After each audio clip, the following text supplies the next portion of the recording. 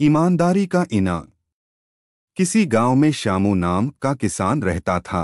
स्वभाव से वह बहुत ही अच्छा था।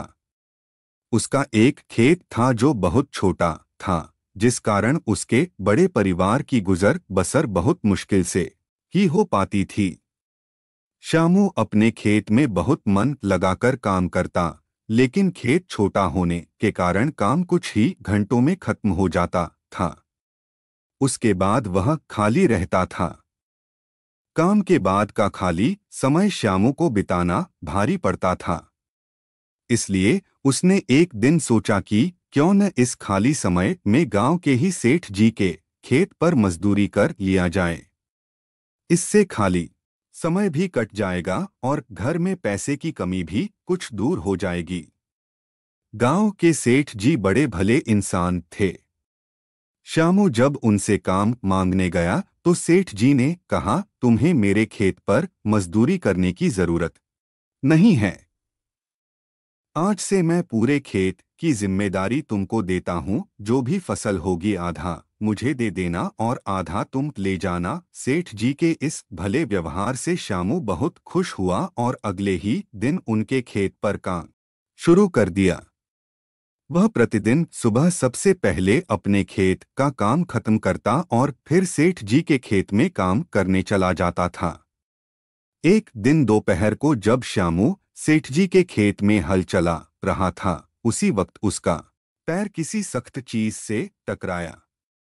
जब उसने मिट्टी हटाकर देखा तो वहां पर मिट्टी से बना एक छोटा मटका था, जिसके ऊपर लाल कपड़ा बंधा हुआ था। श्यामू पहले तो थोड़ा डर गया, लेकिन फिर भी उसने थोड़ा साहस करते हुए मटके पर बंधा कपड़ा हटाया। जैसे कि उसने मटके के अंदर देखा, उसके आश्चर्य का ठिकाना न रहा। उसमें सोने के कई आभूषण थे। श्यामू को अब समझ ही नहीं आ रहा था कि वह इन कीमती आभूषणों क्या करे। एक और वह सोचता, इसे किसी सुनार को बेचकर अपने घर की पैसे की कमी हमेशा के लिए खत्म कर देता हूँ। वही दूसरे ही पल सोचना कि यह जमीन सेठ जी की है, ये उन्हें ही सौंपना उचित होगा। काफी देर तक उलझन में पड़े रहने के बाद वह अंत में सेठ जी के घर ही गया। उसने सेठ जी को सारी कहानी बताकर मटका उन्हीं के सामने रख दिया।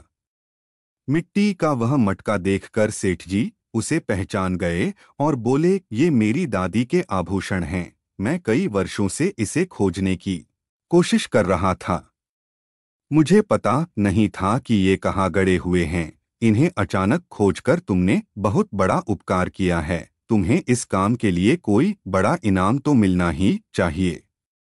सेठ जी, मुझे आपने अपने खेत पर काम दिया, यही बहुत है। अब मुझे कोई इनाम नहीं चाहिए। श्यामू ने सेठ जी से हाथ जोड़कर आग्रह किया। फिर सेठ जी ने कहा, श्यामू, मैं जानता हूँ तुम बहुत मेहनती और ईमानदार हो, लेकिन इनाम तो तुम्हें स्वीकार करना ही होगा। सेठ जी थोड़े देर रुके और फिर कहा, मेरे जिस खेत पर तुम काम कर रहे हो, आज से वह तुम्हारा है। तुम उसके मालिक हो। सेठ जी के मुंह से यह बात सुनकर श्यामू खुशी से झूम उठा। उसकी आंखों में खुशी के आंसू थे। वह मन ही मन सोच रहा था कि यदि वह लालच में पड़कर अपनी ईमानदारी को भूल जाता तो उसे इतना बड़ा इनाम नहीं मिलता। शिक्षा, ईमानदारी सबसे अच्छी नीति है। थोड़े से लालच के लिए किसी के साथ बेईमानी नहीं करनी चाहिए। अगर आपको भी ये मोटिवेशनल कहानी अच्छी लगी हो तो कमेंट, शेयर और सब्सक्राइब जरूर करें।